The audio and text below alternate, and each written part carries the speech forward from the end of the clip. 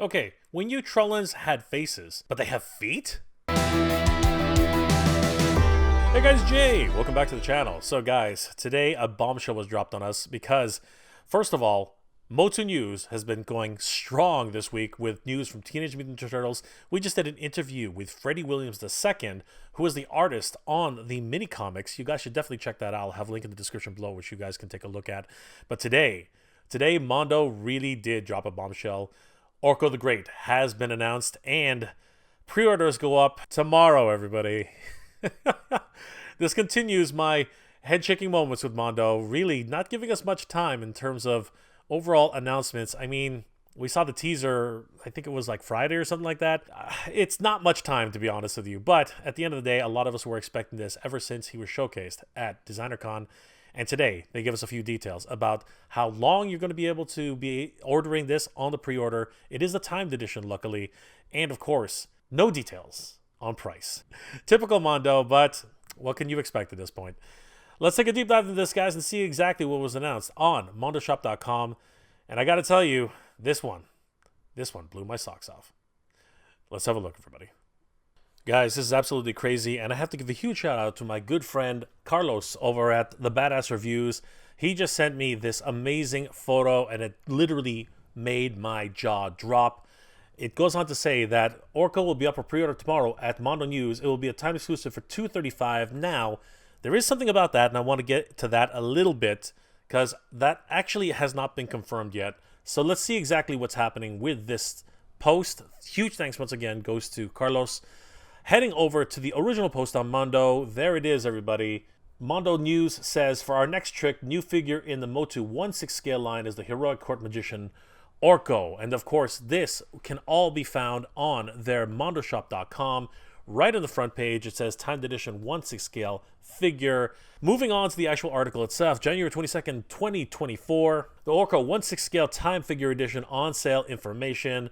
This is a lot of fun. From Trapjaw and Beastman to Panther and Deluxe Skeletor, it's safe to say we went full villain mode last year, so we decided to kick it off for 2024 with a little help for He-Man. That's right. The next figure in our Master Universe 1/6 scale line is the heroic court magician Orko. I've been waiting for this guy. He looks absolutely boss. And when we finally saw him showcased at DesignerCon 2023, honestly, my jaw dropped. He looks absolutely amazing. Comes with a whole host of accessories. And the one thing a lot of people are going to be questioning is, of course, the price. How much is this guy going to be? And that, of course, is still to be determined. The article goes on to say that MOTU expert Emiliano Santalucia, of course, handled this groundbreaking design with sculptor May Thamtarana, painter Mark Bristow, and senior art director Hector Arce, who brought this to life. And once again, our trusty heroic warriors, Florian Bertmer for the packaging art, Jordan Christensen for the packaging design, and Raul Barrio photography provided the crucial finishing touches.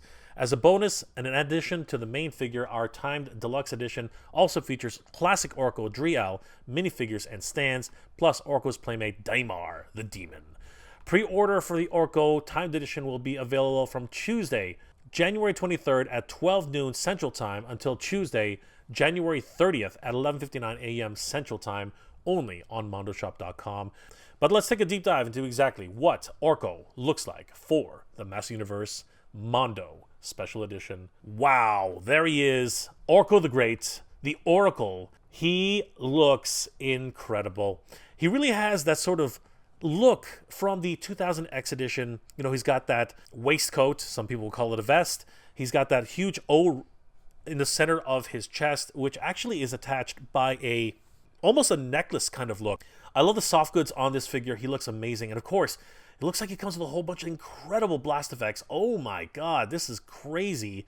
He also comes with a bunch of accessories, which we're going to take a closer look at as well. Here he is playing with Daimar the Demon. This episode was so cute.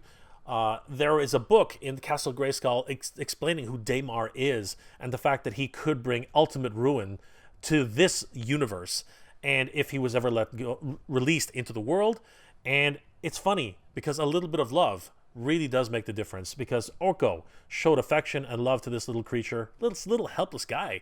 He was just looking for a friend, Orko, and in the end, it really did help to save the universe. Kind of funny. Here, Orko, in his more 2000X appearance, assisting He-Man in fighting Trapjaw and Beastman. This is a more serious looking Orko, someone who obviously has much more magical ability. I love that idea that that Orko exists. And of course, this is probably the way he would have been in Trolla, a very powerful magician. Here we can see that Orko is holding on to his magical wand. He was holding on to it as well in the Daimar picture, but this one is a little bit more detailed. We can see, I love the lighting that was actually put into this photo. Huge shout out to Raul Barreo for these wonderful images. Oh my god, I love the just touch of sunlight in the corner there. It's just beautiful. Orko literally looks like he's levitating without the help of a stand. It's amazing. Here we have Orko squaring off against Scareglow. Wow, that's crazy. Of course, Orko in his regular, you know, jester type of version from Filmation probably could not take Scareglow one-to-one, but now we know that Orko, his power was just more of a state of mind, and right now he really does look like he can take Scareglow on head-to-head, and it looks like this battle will ensue very, very quickly. Here we can see another angle of that battle, and it looks like Orko has put Scareglow into some sort of trance, and this one does not look like it's going to end well, but I think Orko can take him. What do you guys think? Orko's second head sculpt is definitely much more menacing. He has those non-pupilled eyes, and it just looks like he's that sort of dark elf type of appearance. I know that's more supposed to be a shadow for his blacked out face, but at the same time, we can't see any blue skin, so it definitely gives him that sort of more of a menacing type of feature. Of course, Orko has always had this shadowed kind of face underneath his hat and of course his bandana, but at the end of the day, this one does not have those pupil eyes and the softer look, so it really does give him a menacing appearance. He still can look very jovial in nature if you decide to read into it that way. At the end of the day, when you finally create your Orko, you have to make him look the way you want to. Here he is with Prince Adam leading the way into Snake Mountain. This is a perilous journey for the both of them, but I think that they can handle it. This one, of course, is the more traditional Orko, having a fun day out with Prince Adam, Man-at-Arms, and of course, Cringer. This is the Filmation-inspired version, which we all know and love, and of course, the jovial type of atmosphere that is presented here is amazing. Speaking of jovial, here is Orko performing tricks for Prince Adam, just making Adam laugh. Cringer, of course, is not impressed, but this is just a wonderful scene which was taken more or less with the inspiration from Filmation, I'm pretty sure. I really do love the way Orko looks. He's absolutely incredible. I can't wait until we get this into our collections. He looks amazing. I love the blast effects as well. It almost looks like they're glowing. Obviously, there's a bit of light. We can see it reflecting off of his cap, but still, I love the effort that Raul Barreo has been able to put in this. It looks really, really cool, and I love the depth of field as well. This blast effect of Orko's magic is just amazing. It actually does have shades and really gives you that sense of idea from the Marvel Legends kind of blast effect, but it's so much better. I love the bubbling of the magic. I love the different, gradient that comes in from the top of the circle to the inner part of the circle. It's amazing. And the fact that Orko can just hold onto it with his hand, even better. This is just absolutely crazy. And honestly, I do have to say, I think this actually might be a better size for the, scale relation if you're going for a Filmation look. Obviously, these two are the Filmation characters, Orko and Dree Elle, and they just look the proper size if you're looking for Filmation style characters. And you know what? This is a great scene. I love it. I really am hoping that we get a second chance at getting Prince Adam. Orko stands 6.5 inches tall, quite a height difference compared to the other figures in the line. As a matter of fact, we're going to find out later that he might even be just a tiny bit shorter because this soft goods are actually hiding something very special. Kind of a surprise, really. This is the first time we're taking a look at Orko's face, and I gotta tell you, I am very, very impressed. It's hard to really capture this. Obviously, it is inspired from the Filmation version. Orko never ever showed his face in Filmation. There have been other Trollins who have shown their faces, but Orko was not one of them, and it's really amazing to see the first true look at Orko in action figure form. I really am very impressed at the way these figures have turned out, particularly these two Filmation Orko and Dree Elle. They really do capture the spirit of the Filmation cartoon, and I really am happy that we're getting these two into the collection, particularly Dree Elle. She was one of those characters that never really had too many character development for action figures outside of classics, and it's really great that we're getting these two in 1/6 scale. It really is interesting seeing Orko's face reveal, and when you roll up his sleeves, you really can see that there is a full Trollin in there somewhere. And it really does give me that idea that perhaps Trollins were not magical creatures, just more just elves. And as they developed their magical powers, they actually no longer needed to walk on the ground. Which actually leads you to wonder, do Trollins have feet? And for the first time ever, Mondo has actually answered that question. Yes, lifting up Orko's robes reveal that he does indeed have Trollin feet. I don't know if these feet have ever walked on the ground, but I gotta tell you, it's really interesting seeing that Orko actually has feet and does actually wear some sort of underwear. That's crazy. The other accessories in the line include Daimar the Demon. Now, if you guys know the episode, he is just a cute little guy, but he turns into something massive, and with the ability to destroy the universe and have his people take over from the demon world. It really is an interesting idea that something so small and adorable could turn into something so menacing. Orko also comes with his plushie, some sort of animal. I don't know what it is exactly, but I believe he also gave this to Daimar to play with. It really is kind of cute, and in a lot of ways reminds me of a Moogle from the Final Fantasy series. I don't know if anybody else sees that. I wonder if that was actually an inside joke. One of the biggest features of this set is the fact that it comes with a flight stand. That's right, guys. Orko will actually be able to levitate using the stand. The set also comes with 2 additional stands for the 2 Filmation characters. This is an amazing pack out, and I really appreciate the fact that these are included, as oftentimes, even with characters like Orko, they sometimes are not included. Let's take a closer look at Orko's secondary head sculpt. This one's a little bit more menacing. There are no pupils, as I said earlier, but he still has that sort of heroic look about him. But it could go either way, depending on how you read into it. I like the fact that he has these baubles attached to his hat. It seems very, fantasy-like, and I really appreciate that. And that additional little tassel that's attached to the bottom base of the hat, it really is a wonderful addition to the character. And we can see that he wears this hat all the time, as he had to actually repair it several times as well. But everyone's favorite, Orko, is definitely in the original head sculpt. Looking at all the angles here, you can really tell a lot of love was put into this figure. The wash is so great. I love the details that's been putting into it. And even the eyes, it really does give a lot of character to the figure. The scarf is really impressing me because we see a lot of highlights here, but as well the deeper colors, and really gives it that worn texture feel. I really love it. Orko's staff is one of a kind. It has an O right at the top, and moving down further, we can see just how detailed it is.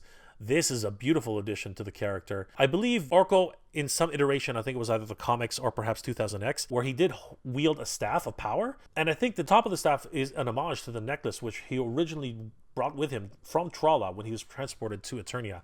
And unfortunately, that was lost to the Tar Monster. But now, it's been realized, once again, in Orko's staff for the Mondo 1/6 scale edition. The blast effects just look amazing, and we see now that it's actually a replaceable hand, so there's no chance of losing these 2 accessories, or perhaps you're going to be losing them both, but they do look incredible. I love the gradation from the hot pink all the way down to the deep yellows. It's beautiful. The translucent plastic also gives it that wonderful translucent effect, and I love it. The other magic effect is just incredible. Hitting this with a little bit of light from the base makes it look like it's glowing, and I love the bubbling nature of it from the base of Orko's hand all the way to the smoldering at the top.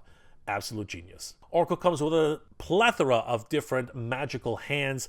He has some casting hands, he has some pointing hands, he has some slightly splayed hands, some gripping hands, and even 2 fists. This is absolutely insane.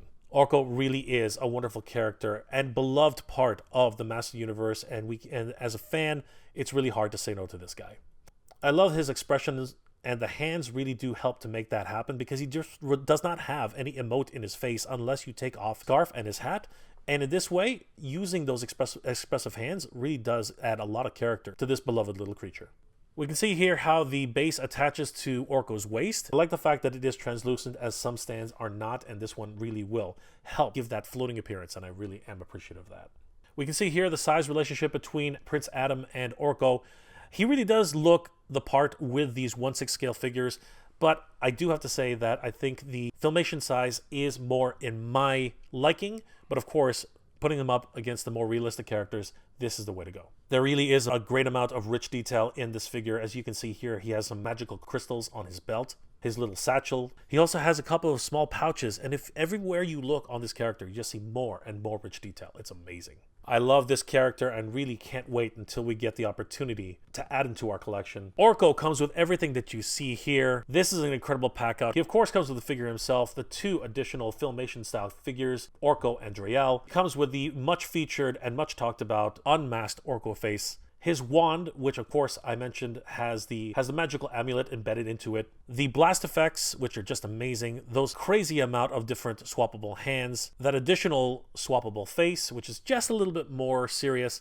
And of course he comes with Daimar and his little plushie. I'm going to call it a Moogle. Guys, this is an amazing pack out. And it remains to be seen how much it's going to cost. I think we can expect anywhere between $200 and $235. And that, for this type of figure, is really going to make some people a little bit wary, but I think all the diehard fans are definitely going to want to get this guy into their collection. Holy crap, everybody, that was absolutely amazing. Orko the Great is coming to the Mondo 1/6 scale action figure line. I want to give a huge shout out to my good friend Carlos over at the Badass Reviews. If it wasn't for his heads up, I probably would have missed this completely. Thanks, Carlos. Definitely give Carlos a like and a follow. Tell him that Jay sent you. A lot of people are going to be a little bit on the fence on this one because it's going to be another one of those snarf situations, perhaps, where, you know, he's a smaller stature character, but he comes with a ton of accessories, which, let's be honest, the Super 7 version did not come with that many accessories. But in this case, this version does come with a ton of accessories. It comes with 2 additional full figures for the Filmation line of Orko and Dree Elle. I mean, that alone for me, reason to buy this thing. It comes with a host of different hands, a lot of accessories. And it comes with Daimar. He comes with Daimar the Demon. Come on. But I understand it's not everybody's cup of tea, and it really is going to depend on how much this is going to cost. There were some inklings that it might be $235, but we really don't know that because that seemed to come from a different article. And honestly, would it surprise me if this is $235? Probably not. Would I prefer it to be $200? Yeah, but it is what it is, and this is a character who a lot of us really need to get into our collection. Let me know in the comment section below, guys, what your thoughts are on that, and if you are going to put down your hard cash for this version of Orko, or if $235 is possibly too much money and you'd rather it come down to the $200 level. Let me know those comments in the comment section below, guys. If you enjoyed this episode, please do leave me a like. It really does help me out. And if you're in the position to help out the channel, please consider checking out my Patreon page. It's Mega J Retro on Patreon. Guys, the patrons and channel members of this channel help me make wonderful episodes every single week, and I couldn't do it without them. They are the best. Thank you so much for your support, everybody. It really means the world to me. I hope you're all doing well, staying safe. And as always, everybody, thank you very much for watching. Good journey, everybody. Geek proud.